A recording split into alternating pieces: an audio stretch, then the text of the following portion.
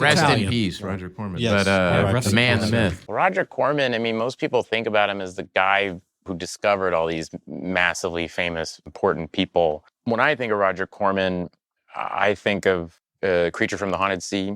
And Creature from the Haunted Sea, you know, the creature wins at the end, which I was crazy watching it. You know, I was like, how are they going to defeat it? And then it has that weird thing where it's underwater and it's like with the treasure that it wanted. It's just so janky, but you can tell that the stories were interesting. And there was a lot of energy behind it. I always thought there was a lot of energy in the performances, a lot of energy in the way it was shot. Like, he's a really good director, I think Roger Corman was. And the Poe movies. Yeah. And Mask of Red Death is amazing. Yeah. I love that. I'm going to actually talk to, I forget who it is, but I'm doing some other thing where they asked me to talk about, because I did Vincent Price on SNL. They want me to talk about the Poe movies. Uh-huh. I mean, those Poe movies, Mask of Red Death is a really well-made movie, I think. Nicholas Roeg shot it. I mean, it looks great. Like, he got better and then fostered the careers of all these amazing people.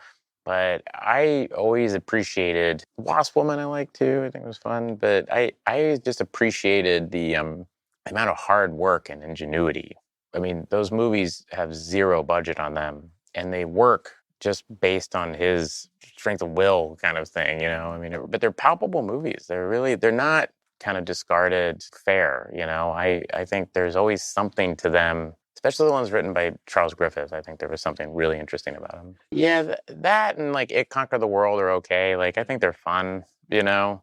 But I always feel like those are the movies where he's kind of figuring his chops out, you know? Like, they're really cheap looking, but it's like he's having fun with them. Like, when you get to Bucket of Blood, Little Shop of Horrors, Creature from the Haunted Sea, like, you know, he's having fun. It's like the idea of the B movie, he's almost commenting on it. You know, the man-eating plant and Feed Me and all that from Little Shop of Horrors, or the scene with Jack Nicholson, the famous thing with, you know, the guy who likes pain, you know, the dentist thing. It was just like, you just felt like it was a bunch of, a group of friends making a thing, and you could tell how much he was enjoying what everyone was bringing to the table. I have a real fondness for those movies. Hello, I'm Bill Hader. We have the black comedy A Bucket of Blood from American International Pictures in 1959, produced and directed by Roger Corman. And Corman is someone, I think, who doesn't get enough recognition for what he's done, especially for independent filmmakers over the last 60 years. With this next movie, you'll see what I mean. A Bucket of Blood is the first movie in Corman's black comedy trilogy,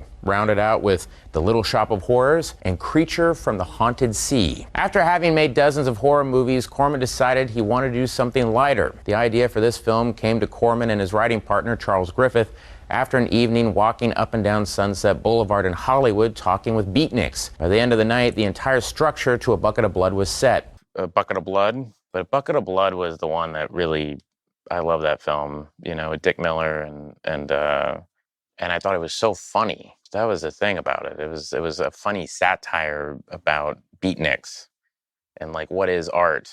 And the guy dabs a cat through a wall and puts cement over it.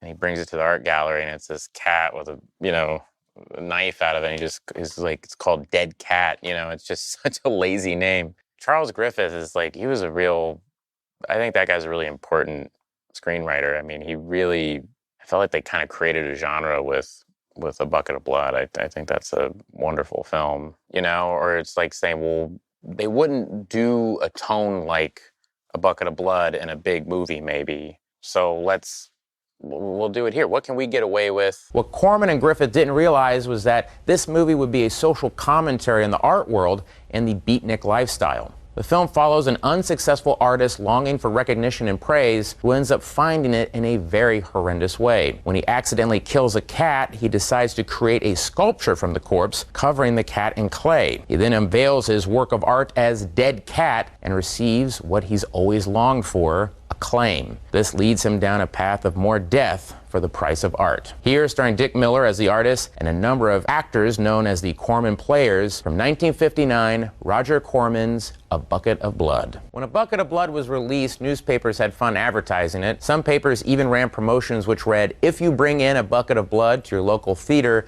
you'll get free admission to the movie. Probably not the most hygienic of offers, but still pretty creative. And for a film with a $50,000 budget and a 5-day shooting schedule, it went on to become a success. A year later, Roger Corman made his second black comedy, The Little Shop of Horrors, which featured in its cast Dick Miller, as well as a 23-year-old Jack Nicholson. A Bucket of Blood was remade in 1995. It was the first film of comedy star Will Ferrell. I had a Tomb of Lygia poster up in my room when I was 15, and there's Roger Corman. This is insane. And he was so sweet. I love that movie, Tomb of Lygia. Yeah, they're my favorites. Yeah, Tomb of Lygia is great. His costume in Tomb of Lygia. Richard Chamberlain was supposed to play that part? What? Robert Towne wrote it for Richard Chamberlain. What? I did not know that. Are you kidding? Rumor has it Robert Towne, the screenwriter of this film, wrote the movie for Richard Chamberlain.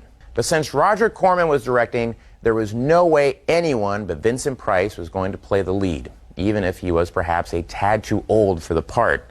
How did it become a Vincent Price movie? I think it was AIP, and they said, we're making it in England, and we got the money over there, and Vincent works for us, and he's playing it.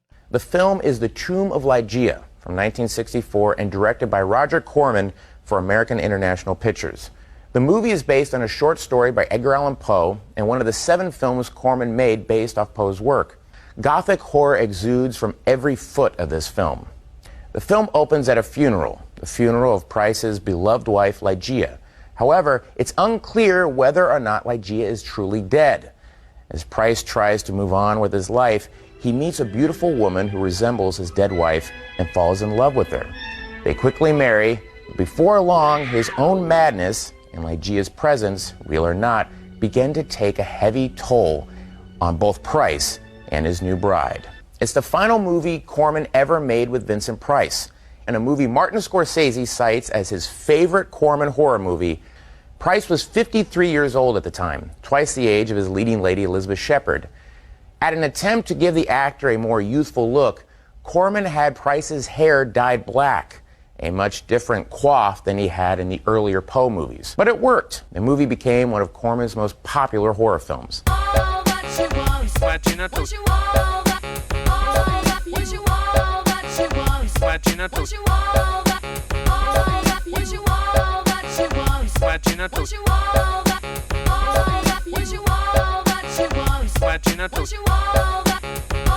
Martinez.